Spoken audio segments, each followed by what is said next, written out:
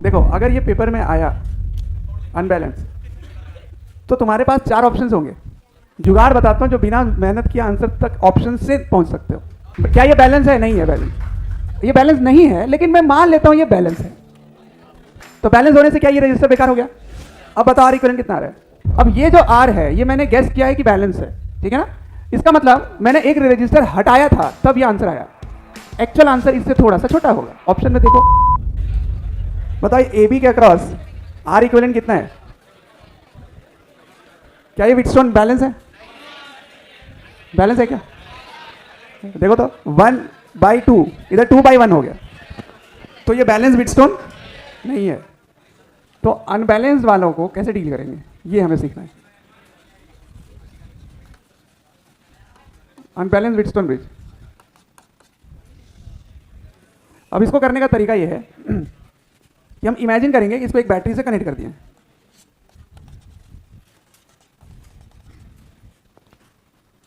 ठीक है? और इस बैटरी का जो वोल्टेज है वो V है। ये इमेजिनेशन है, ये सब लेट। तो इसकी जो आर इक्विवेलेंट होगी, टू फाइंड आर इक्विवेलेंट, ये क्वेश्चन है। R equivalent across A B, ठीक है ना? तो जरा इस सर्किट को सोचो। आर इक्विवेलेंट क्या कहता है कि उसको हटा के एक रजिस्टर लगाओ जो उतना ही करंट ड्रॉ करे जो ये पूरी सर्किट ड्रॉ कर रही है। यही इसका मतलब होता है। तो यहां से करंट अगर आई निकल रहा है, ठीक है? तो आई की वैल्यू क्या होनी चाहिए? V/R। तो R की वैल्यू क्या होगी? V/I। तो अब मैं ये ना निकाल के इसका रेशियो निकालने वाला हूं। ये मेरा गैस वर्क है, तो ये भी गैस है। तो I को V के टर्म में मुझे लिखना है ताकि उसका रेशियो कट के एक नंबर दे दे, ठीक है? तो मेरा मोटिव क्या हो गया? To find I in terms of V। अब उसके लिए हमें KVL लगाना पड़ सकता है, ठीक है? तो यहाँ का करंट I1 है और यहाँ का करंट I2 है। अब अगर मैं वोल्टेज वाला मेथड से जाऊँ, यानी कि KCL, ये 0 है तो ये V होगा, और इधर क्या आ जाएगा? 0। तो यहाँ भी 0, यहाँ भी 0, और इधर V। तो इधर V, इधर V। ये X है तो यहाँ पे कुछ और आ जाएगा Y, ठीक है? अब मुझे X निकालना है V के टर्म में, Y निकालना है V के टर्म में, फिर बाद में I is equals to I1 plus I2 कर देना है। ये हमारा स्टेप होगा। तो पहला काम है find X in terms of V। वो कैसे निकलेगा? तो मैं यहाँ पे ये गेस कर सकता हूँ कि सारा करंट निकल रहा है यहाँ से, और मिला के क्या लिखेंगे? Equal to 0।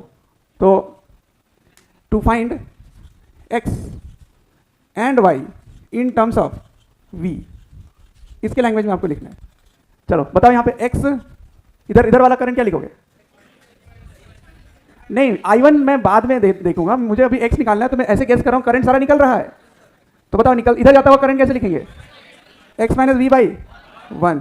इधर वाला X माइनस 0/2। इधर वाला X minus Y/1 equals to, इसकी लीनियर इक्वेशन बना लेते हैं। LCM 2 है तो ये बन गया 2X minus 2V plus X minus Y।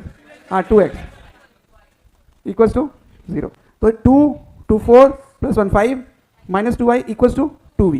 तो इस इक्वेशन को यहाँ लिख देता हूँ, 5X minus 2Y equals to 2V, equation number 1। उसी तरह से यहाँ से करो, यहाँ से इधर और इधर तीनों करंट लिखो। तो ये वाला करंट कितना होगा? Y minus V। To find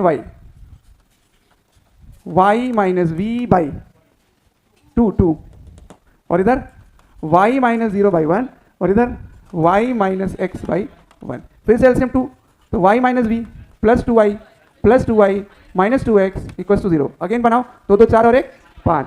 तो इधर लिख देता हूँ मैं 5y minus 2x equals to v। इन दोनों को साइमल्टेनियसली सॉल्व करो, ठीक है? तो इसको मल्टीप्लाई कर देते हैं 2 से, और इसको मल्टीप्लाई कर देते हैं 5 से। तो क्या बना देखो, इससे क्या बनेगा? 25y minus 10x equals to 5v। इधर क्या आएगा? 10x minus 4y equals to 4v। अब ये कट जाएंगे, ये कितना हुआ? 21, और ये 9।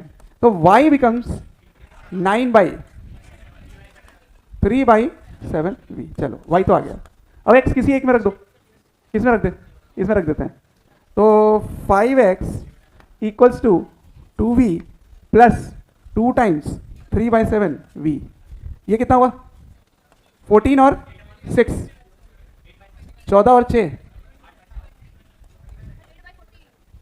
बाई 5। 8 कहाँ रहा है? सही है ना 4।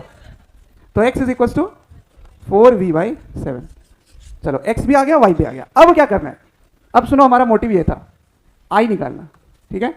i का कुछ हिस्सा इधर जा रहा है i1 और कुछ हिस्सा इधर आ रहा है i2। यहां कितना ओम है? 1 ओम। यहां का वोल्टेज कितना है? v। और यहां का वोल्टेज x की वैल्यू कितनी है? 4/7 v। उसी तरह यहां y की वैल्यू कितनी है? 3/7 v। और इधर v 2 ओम। अब बताओ i is equal to i1 plus i2। i1 बताना। अब एक्चुअल में i1 क्या है?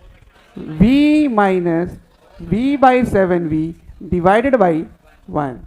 i2 की value v minus 3/7v upon 2।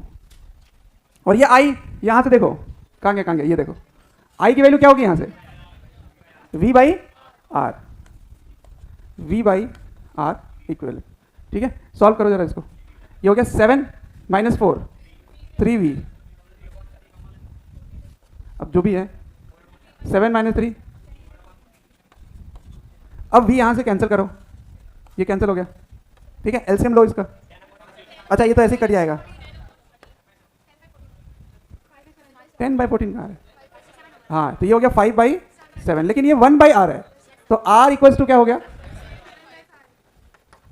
तो r इज इक्वल्स टू 7/5 ओम।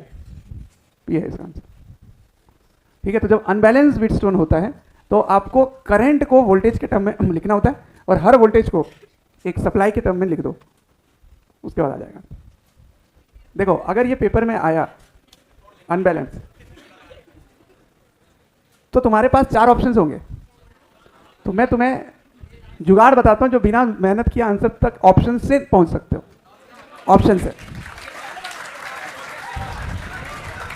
देखो, इधर देखो, क्या ये बैलेंस है? नहीं है बैलेंस। ये बैलेंस नहीं है, लेकिन मैं मान लेता हूं ये बैलेंस है। तो बैलेंस होने से क्या ये रजिस्टर बेकार हो गया?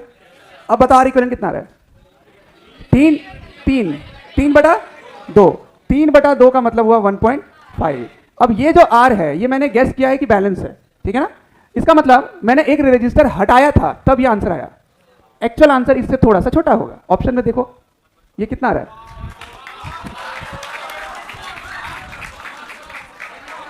अब तुम बोलोगे कि इससे छोटा अगर 2 ऑप्शन और हो देंगे तो नसीब खराब है फिर।